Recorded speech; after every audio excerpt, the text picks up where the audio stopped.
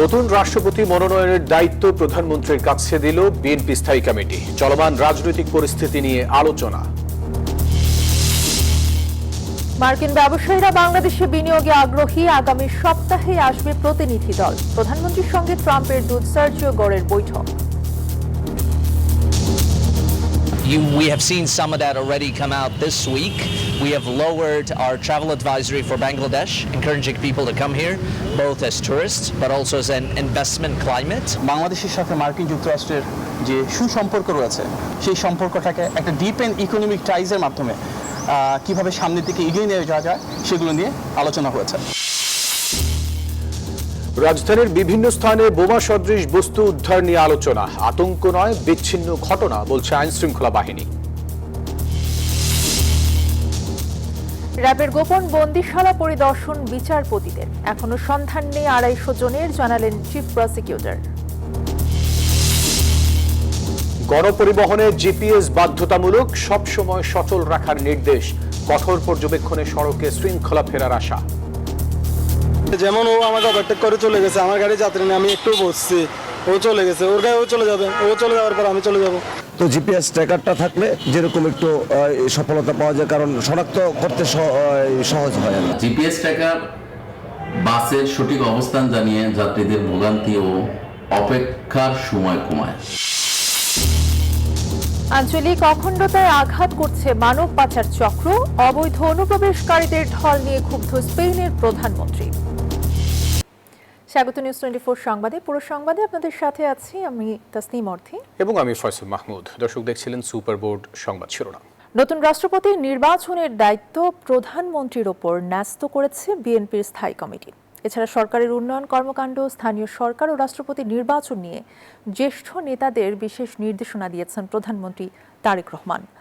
বিএনপির চেয়ারম্যান ও প্রধানমন্ত্রীর সভাপতিত্বে বিএনপির জাতীয় স্থায়ী কমিটির বৈঠক শেষে কথা জানিয়েছেন দলটির মহাসচিব মির্জা ফখরুল ইসলাম আলমগীর। সন্ধ্যায় গুলশানের দলীয় কার্যালয়ে এই বৈঠক শুরু হয়। বৈঠকে রাষ্ট্রপতির মনোনয়ন বিষয়ে আলোচনা, দেশের চলমান রাজনৈতিক পরিস্থিতি, সরকারের উন্নয়নমূলক কর্মকাণ্ড, দলের সাংগঠনিক বিভিন্ন বিষয় এবং আগামী দিনের কর্মপন্থা নিয়ে বিস্তারিত আলোচনা হয়। বৈঠকে দলের স্থায়ী কমিটির অন্য সদস্যরাও উপস্থিত ছিলেন। সরকারের উন্নয়ন কর্মকাণ্ড সব বিষয়ে আলোচনা হয়েছে, স্থানীয় সরকার নির্বাচন নিয়ে আলোচনা হয়েছে, আর সবশেষে আলোচনা হয়েছে যেটা আপনারা সবচেয়ে বেশি শুনতে চান, রাষ্ট্রপতি নির্বাচন সম্পর্কে। আমাদের দলের পক্ষ থেকে আমাদের রাষ্ট্রপতি নির্বাচনের প্রার্থী নির্বাচন, কবে নির্বাচন হবে, সব দায়িত্ব আমাদের দলের চেয়ারম্যান এবং মাননীয় প্রধানমন্ত্রী জনাব তারেক রহমানের উপরে ন্যস্ত করা হয়েছে। দর্শক, রাজধানীর গুলশান কার্যালয়ে বিএনপির স্থায়ী কমিটির বৈঠক শেষ হয়েছে। সেখানে এই মুহূর্তে আছেন সহকর্মী নাইম আল জিকো, সরাসরি যুক্ত হচ্ছেন তিনি আমাদের সাথে। জিকো, রাষ্ট্রপতি নির্বাচন নিয়ে বৈঠকে গুরুত্বপূর্ণ আলোচনা হয়েছে আমরা জানি, এবং আর কি কি বিষয়ে আলোচনা হয়েছে একটু বিস্তারিত জানাবেন। অর্থে আপনাকে ধন্যবাদ। শুরুতেই যেটা বলতে চাই, আসলে রাষ্ট্রপতি কে হবেন, অর্থাৎ 23তম বাংলাদেশের রাষ্ট্রপতি কে হতে যাচ্ছেন সেটি নিয়ে কিন্তু এখন পর্যন্ত ধোঁয়াশা কাটেনি। তবে আজকে হলো বিএনপির যে স্থায়ী কমিটির বৈঠকটি ছিল প্রধানমন্ত্রী এবং দলটির চেয়ারম্যানের সাথে, সেই বৈঠক শেষে কিন্তু দলের মহাসচিব মির্জা ফখরুল ইসলাম আলমগীর গণমাধ্যমের সাথে কথা বলেছেন স্বরাষ্ট্রমন্ত্রী গণমাধ্যমের সাথে, এবং তারা দুজনে কিন্তু বলেছেন যে এই স্থায়ী কমিটির এই বৈঠকে 23তম রাষ্ট্রপতি কে হবেন সেই বিষয় এবং নির্বাচন কি হবে, এর যে মনোনয়ন কিভাবে দেওয়া হবে সবকিছুই কিন্তু আসলে প্রধানমন্ত্রী এবং দলের চেয়ারম্যান তারেক রহমানের উপরেই কিন্তু ন্যস্ত করা হয়েছে। তো এই বিষয়ে সার্বিকভাবে কিন্তু তিনি সিদ্ধান্ত নেবেন বলে কিন্তু জানিয়েছেন। এছাড়াও আজকের বৈঠকের মধ্যে কিন্তু আলোচনা হয়েছে স্থানীয় সরকার নির্বাচন নিয়ে। সেই নির্বাচনে চলতি বছরের শেষের দিকে অথবা আগামী বছরের অর্থাৎ 2027 সালের শুরুর দিকে কিন্তু এই স্থানীয় সরকার নির্বাচনের প্রস্তুতি নিয়েই কিন্তু এগিয়ে চলছে দলটির সকল কার্যক্রম এবং এমনটি কিন্তু জানানো হয়েছে বিএনপি মহাসচিব এবং দলের স্থায়ী কমিটির সদস্য এবং বর্তমান স্বরাষ্ট্রমন্ত্রী এমনটি কিন্তু গণমাধ্যমকে জানিয়েছেন এবং তারা যেটি বলছেন যে রাষ্ট্রপতির বিষয়টি যেহেতু সম্পূর্ণভাবে দলের চেয়ারম্যান তিনি হলো দেখভাল করবেন, তাই এই বিষয়ে আসলে অন্য স্থায়ী কমিটির যারা সদস্য রয়েছেন তাদের উপরে আর কোনো দায়িত্ব থাকছেন না। নির্বাচন কিভাবে হবে, মনোনয়ন কিভাবে দেওয়া হবে, কিভাবে নির্বাচিত করা হবে সেই বিষয়গুলো কিন্তু সামগ্রিকভাবে সেখানে দেখভাল করা হবে এমনটি জানানো হয়েছে। যদি হলো একাধিক মনোনয়ন থাকে সেই ক্ষেত্রে নির্বাচন কেমন হবে এবং দলের পক্ষ থেকে যদি একজন মাত্র সদস্যই মনোনীত হন সেই ক্ষেত্রে আসলে মনোনয়ন জমা পড়ে তাহলে সেই ক্ষেত্রে কিভাবে হবে সেই বিষয়গুলো কিন্তু আজকের এই বৈঠক শেষে কিন্তু গণমাধ্যমকে জানানো হয়েছে এবং যেটি বলেছেন যে এটি কিন্তু স্থায়ী কমিটির রেগুলার একটি বৈঠক ছিল, সেই বৈঠকের পরেই কিন্তু আজকে গণমাধ্যমের সাথে জানানো হয়েছে। যেমনটি জানেন যে কিছুদিন আগেই দেশের 22তম রাষ্ট্রপতি মোহাম্মদ শাহাবুদ্দিন তিনি পদত্যাগ করার পরে কিন্তু বাংলাদেশের দায়িত্ব অর্থাৎ রাষ্ট্রপতি ভারপ্রাপ্ত রাষ্ট্রপতি হিসেবে কিন্তু দায়িত্ব গ্রহণ করেছেন স্পিকার এবং এরপরে যেহেতু সংবিধান অনুযায়ী 90 দিনের মধ্যে এই দায়িত্ব আসলে নির্বাচনের মধ্য দিয়ে নতুন রাষ্ট্রপতি নির্বাচিত করতে হয়, সেই প্রক্রিয়ায় কিন্তু হাঁটছে নির্বাচন কমিশন সহ বর্তমান সরকার এবং সব ধরনের প্রস্তুতি কিন্তু এরই মধ্যে নির্বাচন কমিশন নিয়ে রেখেছে বলে কিন্তু গণমাধ্যমকে জানানো হয়েছে। তো এই ছিল এখন পর্যন্ত গুলশান কার্যালয় থেকে আমার কাছে সবশেষ তথ্য। ধন্যবাদ জিকো আপনাকে। রাজধানীর গুলশান কার্যালয়ের সামনে থেকে জানাচ্ছিলেন সহকর্মী নাইমাল জিকো। প্রধানমন্ত্রী তারেক রহমানের সঙ্গে ফলপ্রসূ বৈঠক হয়েছে বলে জানিয়েছেন মার্কিন প্রেসিডেন্ট ডোনাল্ড ট্রাম্পের বিশেষ দূত সার্জিও গোর। সকালে প্রধানমন্ত্রী কার্যালয়ে সরকার প্রধানের সাথে বৈঠক শেষে এসব কথা বলেন তিনি আরও জানান, মার্কিন ব্যবসায়ীরা বাংলাদেশের কৃষি, শিল্প ও আইটি সেক্টরে বিনিয়োগে আগ্রহী। বিনিয়োগ সম্ভাবনা যাচাই আগামী সপ্তাহে ঢাকা আসবেন যুক্তরাষ্ট্রের ব্যবসায়িক প্রতিনিধি দল। প্রধানমন্ত্রী তারেক রহমানের সঙ্গে বৈঠক করেছেন যুক্তরাষ্ট্রের দক্ষিণ ও মধ্য এশিয়া বিষয়ক বিশেষ দূত সার্জিও গোর। সকালে প্রধানমন্ত্রীর তেজগাঁও কার্যালয়ে এ বৈঠক অনুষ্ঠিত হয়। এ সময় বাংলাদেশ ও যুক্তরাষ্ট্রের মধ্যকার দ্বিপাক্ষিক সম্পর্ক, বাণিজ্য ও বিনিয়োগ সম্প্রসারণ, আঞ্চলিক সহযোগিতা এবং পারস্পরিক স্বার্থ সংশ্লিষ্ট বিভিন্ন বিষয়ে মতবিনিময় হয়। বৈঠক শেষে সার্জিও গর বলেন, প্রধানমন্ত্রী তারেক রহমানের সঙ্গে ফলপ্রসূ আলোচনা হয়েছে। We just finished a very good meeting with the Honorable Prime Minister right here in his office. The United States holds the Prime Minister in the highest regards. We have a lot of potential, as we discussed. We have seen some of that already come out this week. We have lowered our travel advisory for Bangladesh, encouraging people to come here, both as tourists but also as an investment climate. মার্কিন ব্যবসায়ীরা বাংলাদেশে বিনিয়োগে আগ্রহী। আগামী সপ্তাহে যুক্তরাষ্ট্রের ব্যবসায়িক প্রতিনিধি দল ঢাকা সফর করবে বলে জানান তিনি। Just next week, we're going to have a delegation visiting of U.S. companies that are looking to invest in Bangladesh. And the message that we want to make sure that gets out there between our two sides is that there's incredible potential. And whether that relates to the pharma industry, whether that relates to IT, there's a lot that the United States and Bangladesh can do together. And we look forward on building on that and taking it to the next level. বৈঠকের বিষয়ে প্রধানমন্ত্রী কার্যালয়ের মুখপাত্র doctor মাহাদি আমিন বলেন, বাংলাদেশের পাশে থাকার কথা জানিয়েছেন মার্কিন বিশেষ দূত। মার্কিন যুক্তরাষ্ট্রের পক্ষ থেকে বলা হয়েছে যে মাননীয় প্রধানমন্ত্রীর নেতৃত্বে বাংলাদেশে স্থিতিশীলতা ফেরত এসেছে, একটা সুন্দর গণতান্ত্রিক অগ্রযাত্রা বহমান রয়েছে এবং মাননীয় প্রধানমন্ত্রী গত প্রায় 5 মাস ধরে রাষ্ট্র পরিচালনায় যে পলিসিগুলো অ্যাডপ্ট করেছেন সেটিকে সাধুবাদ জানানো হয়েছে এবং বাংলাদেশের অগ্রযাত্রায় বাংলাদেশের সাথে মার্কিন যুক্তরাষ্ট্রের যে সুসম্পর্ক রয়েছে বহুমাত্রিক এবং বহুপাক্ষিক, সেই সম্পর্কটাকে একটা ডিপ এন্ড ইকোনমিক টাইজের মাধ্যমে কিভাবে সামনের দিকে এগিয়ে নিয়ে যাওয়া যায় সেগুলো নিয়ে আলোচনা হয়েছে। 3 দিনের সফরে বৃহস্পতিবার ঢাকায় আসেন ট্রাম্পের বিশেষ দূত সার্জিও গর। সাইফুল ইসলাম, নিউজ 24, ঢাকা। গ্রাফিতি আর দেয়াল লিখনের রক্তাক্ত জুলাইয়ের স্মৃতি। চারুকলা অনুষদের উদ্যোগে ঢাকা বিশ্ববিদ্যালয় জুড়ে চলছে এই আয়োজন। সকালে 3 দিনের এই আয়োজন উদ্বোধন করেন ঢাবি উপাচার্য ডক্টর ASM ওবায়দুল ইসলাম। তিনি বলেন, ভবিষ্যৎ প্রজন্মের কাছে জুলাই আন্দোলনের বার্তা পৌঁছে দিতে হবে।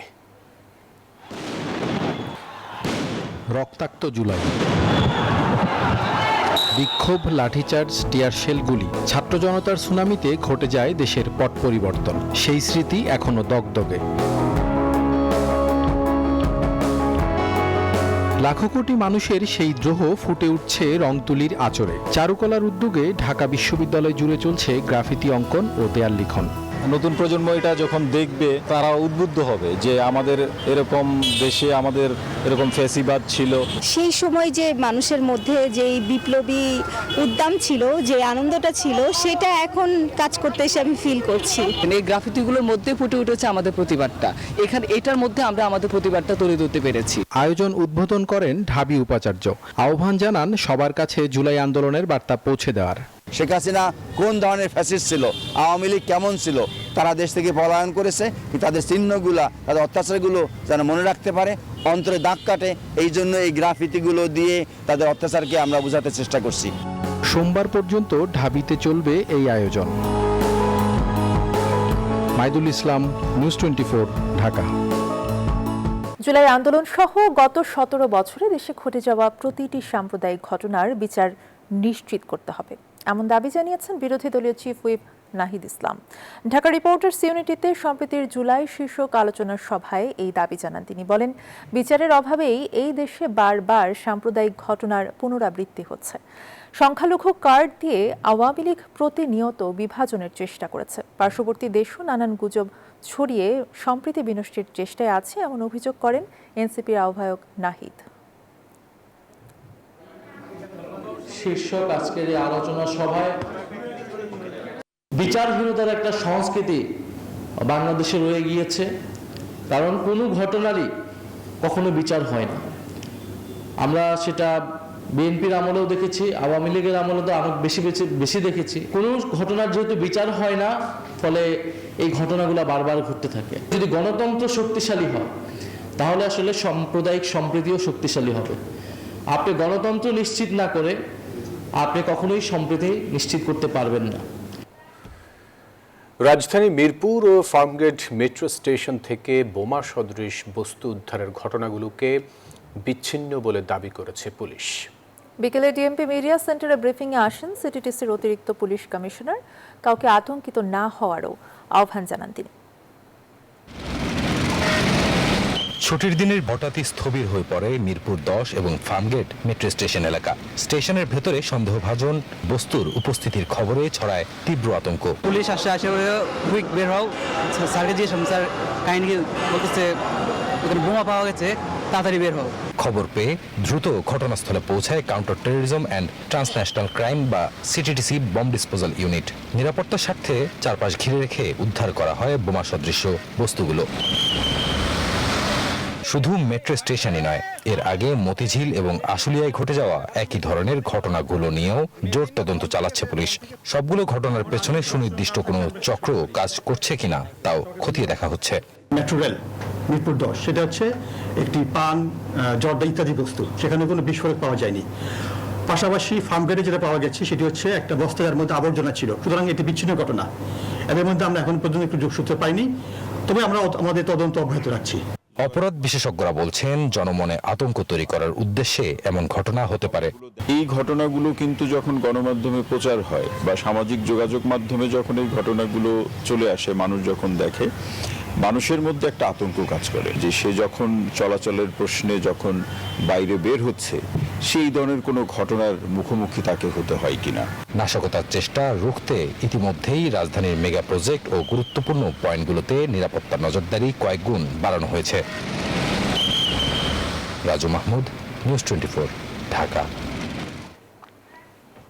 ট্রাইব্যুনালের ইতিহাসে এই প্রথম মামলার নথিপত্র আর সাক্ষীর জবানবন্দির গণ্ডি পেরিয়ে অপরাধের ভয়াবহতা সচক্ষে দেখতে র্যাবের গোপন বন্দিশালা পরিদর্শন করেছেন বিচারপতিরা। চিফ প্রসিকিউটর বলেন, গুম ও মানবতা বিরোধী অপরাধের বিচারে আরও স্বচ্ছতার জন্যই এই উদ্যোগ। টিএফআই সেলে আটক অন্তত 250 জনের সন্ধান মেলেনি এখনো।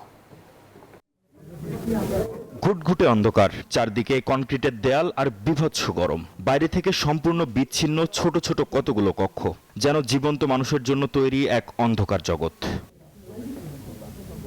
এটি রাজধানীর উত্তরায় র্যাব 1-এর অধীনস্থ একটি আয়নাঘরের দৃশ্য, যেখানে গুম করে রাখা হয়েছিল বর্তমান স্বরাষ্ট্রমন্ত্রী সালাউদ্দিন আহমদ ও বর্তমান সংসদ সদস্য ব্যারিস্টার আরমান সহ অনেক আওয়ামী শাসনামলের বিরোধী রাজনৈতিক নেতাকে। শনিবার র্যাবের গোপন বন্দিশালা পরিদর্শনে আসেন আন্তর্জাতিক অপরাধ ট্রাইব্যুনাল 1-এর 3 বিচারপতি, প্রসিকিউশন টিম, আসামি পক্ষের আইনজীবী, গুমের শিকার ভুক্তভোগীদের পরিবার। চিফ প্রসিকিউটর জানান, আন্তর্জাতিক মান বজায় রেখে গুম ও মানবতা বিরোধী অপরাধের বিচার আরও স্বচ্ছতার সাথে করার জন্যই আয়নাঘর পরিদর্শন করেছেন তারা। এই আয়নাঘরের এই যে ছোট ছোট সরু রুমগুলোর মধ্যে দিনের পর দিন, মাসের পর মাস, এমনকি বছরের পর বছর তাদেরকে হাত বেঁধে, চোখ বেঁধে রাখা হতো এবং সেইভাবেই তাদের উপরে বিভিন্ন রকমের অত্যাচার নির্যাতন করা হতো।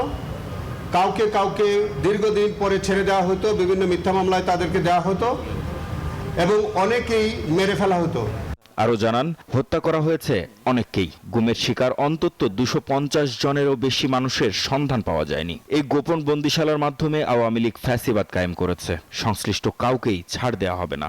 এভিডেন্স গোপন করার জন্য যারা এই পরবর্তীতে ওয়াল আপ করেছে, কনস্ট্রাকশন করেছে, তারাও কিন্তু বিচার থেকে এড়িয়ে যাওয়ার কোনো সুযোগ নাই। সেইগুলো আমরা ইনভেস্টিগেশন করে দেখছি। আয়নাঘরকে অসত্য বলে দাবি করেন আসামি পক্ষের আইনজীবীরা। অ্যাবসলিউটলি ওনারা যেটা পেপারে লিখেছেন, এখানে আমরা যেটা দেখেছি এটা মিল নেই। এই কারণে আমরা আরো একটু বেশি ধন্যবাদ জানাতে চাই যে আমাদেরকে এখানে নিয়ে এসেছে। পিএফআই বলতে নির্দিষ্ট কোনো জায়গা নাই, it can be anywhere throughout the entire country. এটাও আমার কথা। আয়নাঘর বলতে আমরা আজকে কিছু দেখতে আসি নাই। আগামী শনিবার ক্যান্টনমেন্টে ডিজিএফআইয়ের কার্যালয়ের ভেতরে জেআইসি সেল পরিদর্শন করবেন ট্রাইব্যুনালের বিচারক ও prosecution team. Mahmud Hasan, news 24, Dhaka. সারা দেশে গণপরিবহনে জিপিএস যন্ত্র সংযুক্ত করা বাধ্যতামূলক, চালু রাখতে হবে সব সময়, নির্দেশনা দিয়েছে বাংলাদেশ সড়ক পরিবহন কর্তৃপক্ষ। সড়কে শৃঙ্খলা ফেরাতে এমন পদক্ষেপ। সংশ্লিষ্টরা বলছেন, জিপিএস এর মাধ্যমে পুরো গণপরিবহন ব্যবস্থার ডিজিটালাইজেশন সম্ভব। দেশের গণপরিবহনে বিশৃঙ্খলা চলে আসছে দশকের পর দশক ধরে। বেপরোয়া গতি, গায়ে গা লাগিয়ে পাল্লা দেওয়া, ফিটনেসের বালাই না থাকা যানবাহন সবই চিরাচরিত দৃশ্য। বদলে যাওয়া দেশে চলছে ট্রাফিক ব্যবস্থায় শৃঙ্খলা আনার কর্মযজ্ঞ। মোড়ে মোড়ে বসছে এআই ক্যামেরা, যার সুফলও মিলছে। এবার সব গণপরিবহনে বাধ্যতামূলক করা হলো গ্লোবাল পজিশনিং সিস্টেম বা জিপিএস, যা গাড়িতে সচল রাখতে হবে সব সময়। নির্দেশনা বাংলাদেশ সড়ক পরিবহন কর্তৃপক্ষ বিআরটি এর। এটা লাগাইলে আমাদের জন্য সুবিধা আছে, মহাজনদের জন্য সুবিধা আছে। যে ট্রান্সপোর্টগুলো ব্যবহার করি, এটাতে যদি জিপিআরএস লাগানো হয়, আমরা এক্সাক্ট লোকেশনটা জানতে পারবো। আমাদের ফ্যামিলির কোনো মেম্বার যদি এখানে যাত্রা করে, তো আমরা গাড়িটার সম্পর্ক অবস্থা সম্পর্কে জানতে পারবো যে গাড়িটা এখন কোথায় আছে। এই যন্ত্রের মাধ্যমে ট্রাফিক কন্ট্রোল রুম এবং পরিবহন মালিকরা সহজেই বাসের অবস্থান, গতিসীমা এবং গতিপথ রিয়েল টাইমে পর্যবেক্ষণ করতে পারবেন। বাস মালিকরা বলছেন, তারাও এই উদ্যোগে সামিল হচ্ছেন। খুব সহজেই আমাদের প্রত্যেকটা গাড়িতে এটা লাগানো হয়ে যাবে। আমরা আশা করি এটার মাধ্যমে প্রত্যেকটা মালিকই উপকৃত হবে। জিপিএস ট্র্যাকার বাসের সঠিক অবস্থান জানিয়ে যাত্রীদের ভোগান্তি ও অপেক্ষার সময় কমায় এবং রিয়েল টাইম ট্র্যাকিং ও জরুরি সংকেতের মাধ্যমে সর্বোচ্চ নিরাপত্তা নিশ্চিত করে। নিরাপদ সড়ক গড়ার এই যাত্রায় প্রযুক্তির সঠিক ব্যবহার ও কঠোর নজরদারি দেশের গণপরিবহন ব্যবস্থায় ইতিবাচক পরিবর্তন আনবে, এমনটাই প্রত্যাশা সবার। আব্দুল্লাহ মামুন, নিউজ 24, ঢাকা। সাইবার আইনের অধিকতর যাচাই বাছাই চলছে, কারো কণ্ঠ রোধ করতে চায় না সরকার, এমনটা বলেছেন আইনমন্ত্রী মোহাম্মদ আসাদুজ্জামান। বিকেলে রাজধানীতে এক অনুষ্ঠান শেষে তিনি এই কথা বলেন। মন্ত্রী জানান, আগামী সংসদ অধিবেশনেই গুম প্রতিরোধ এবং প্রতিকার এবং মানবাধিকার কমিশন আইন তোলা হবে। কথা বলেন শেখ হাসিনার ভারতে অবস্থান করার প্রসঙ্গেও। মন্ত্রী বলেন, মৃত্যুদণ্ড পাওয়া আসামিরা কি করতে পারে আর কি পারে না তা ভারতও অনুধাবন করছে। ত্রয়োদশ সংসদের প্রথম অধিবেশনে জাতির সামনে বলেছিলাম, গুম প্রতিকার এবং প্রতিরোধ আইনের উপরে আরও বেশি কাজ করে আমরা বাজেট সেশনের পরের অধিবেশনে এই পার্লামেন্টে নতুন আইন আনব। 3-4টা সেশনে কনসালটেশন করে ফাইনাল স্টেজ করে আমরা এখন সচিব কমিটির সভাও শেষ করেছে আইনের উপরে। এরপরে ক্যাবিনেটে যাবে, আশা করছি নেক্সট ক্যাবিনেট মিটিং না হলেও তারপর পরে ক্যাবিনেট মিটিংয়ে যাবে, বাট নেক্সট সেশনে এটা আমরা আনবো, এ বিষয়ে আমরা কাজ করছি। বিএনপি গণতন্ত্র চর্চা করতে চায়, আর কেউ কেউ সংসদের পরিবর্তে বেছে নিচ্ছেন রাজপথ, এমনটি মন্তব্য করেছেন তথ্য ও সম্প্রচার মন্ত্রী জহিরুদ্দিন স্বপন। তিনি বলেন, প্রয়োজনে কঠোর হবে সরকার। এদিকে মুক্তিযুদ্ধ মন্ত্রী আহমেদ আজম খান বলেন, দেশ পুনর্গঠনে সরকার প্রতিজ্ঞাবদ্ধ। জাতীয় প্রেস ক্লাবে এক অনুষ্ঠানে এসব কথা বলেন দুই মন্ত্রী। দীর্ঘ 15 বছরের ফ্যাসিবাদ ও জুলাই গণ অভ্যুত্থান নিয়ে জাতীয় প্রেস ক্লাবে আলোকচিত্র প্রদর্শনীর আয়োজন করে আমরা বিএনপি পরিবার ও বাংলাদেশ ফটো জার্নালিস্ট অ্যাসোসিয়েশন। অনুষ্ঠানে বক্তারা বলেন, গণ অভ্যুত্থানকে কলুষিত না করে 71 ও জুলাইকে সঙ্গে নিয়েই গণতান্ত্রিক বাংলাদেশকে এগিয়ে নিতে হবে। জুলাই গণ অভ্যুত্থানকে শুধু 13 মাসে আন্দোলন হয়েছে না, জুলাই গণ অভ্যুত্থানের পরবর্তী হয়েছে 16 বছরের আন্দোলনের মধ্য দিয়ে, যা চূড়ান্ত পরিণত হয়েছে জুলাই আগস্টে এসে। আমরা সবাই মিলেমিশে এই দেশটা গড়ি। আমরা সবাই মিলেমিশে যেভাবে স্বৈরাচার উৎখাত করেছি, যেভাবে শেখ হাসিনার সরকার আমাদের ঘাড়ে চেপে বসেছিল, আমরা সবাই মিলে তাকে উৎখাত করেছি। আর কখনো যাতে ফ্যাসিবাদ মাথাচাড়া দিতে না পারে, সেজন্য সরকার প্রতিজ্ঞাবদ্ধ বলে জানান মুক্তিযুদ্ধ বিষয়ক মন্ত্রী। আমরা সকলে নিরন্তর চেষ্টা করছি যে ফ্যাসিবাদের ছোবলে ক্ষত বিক্ষত বাংলাদেশকে পুনর্নির্মাণ করবার জন্য, আর সেই পুনর্নির্মাণ করবার জন্য আমরা প্রতিশ্রুতিবদ্ধ। বিরোধী দলের সাম্প্রতিক নানা কর্মকাণ্ডের সমালোচনা করে তথ্য ও সম্প্রচার মন্ত্রী জহিরুদ্দিন স্বপন বলেন, প্রয়োজনে কঠোর হতে পিছপা হবে না সরকার। এখন আমাদের কাজ হলো দেশ গড়ার দায়িত্ব। যারা সমস্যা তৈরি করবেন, আমরা তাদের সঙ্গে গঠনমূলকভাবে সমাধানের চেষ্টা করব, কিন্তু আঙুল যদি বাঁকা করতে হয়, রাষ্ট্রের প্রয়োজনে, দেশের প্রয়োজনে, জাতির প্রয়োজনে, জনগণের প্রয়োজনে, সরকারকে তো অবশ্যই তা করতে হবে। অনুষ্ঠানে দেশের স্বার্থে কোনো ধরনের চক্রান্তে লিপ্ত না হয়ে স্বৈরাচার বিরোধী আন্দোলনের সব শক্তিকে একসাথে কাজ করার আহ্বান জানান আলোচকরা। বদরুল আলম শাওন, নিউজ 24, ঢাকা। এবারে আন্তর্জাতিক প্রসঙ্গ। স্পেনের আঞ্চলিক অখণ্ডতায় আঘাত করছে মানব পাচার চক্র। অবৈধ অনুপ্রবেশকারীদের ঢল নামার পর এমন ক্ষুব্ধ প্রতিক্রিয়া জানিয়েছেন স্পেনের প্রধানমন্ত্রী পেদ্রো সানচেজ। দুদিন আগে হঠাৎ করে একদিনেই মরক্কো থেকে স্পেনের সিউতা দ্বীপে অনুপ্রবেশ করে 60,000 অভিবাসন প্রত্যাশী। এই যাত্রায় প্রাণ হারান অন্তত 57 জন। ইউরোপীয় ইউনিয়নের একমাত্র স্থল সীমান্ত সিউতা তারাহাল ক্রসিং খুলে দেওয়া হয়েছে। এই ক্রসিং দিয়ে অনুপ্রবেশকারীদের মরক্কো ফেরত পাঠাচ্ছে নিরাপত্তা বাহিনী।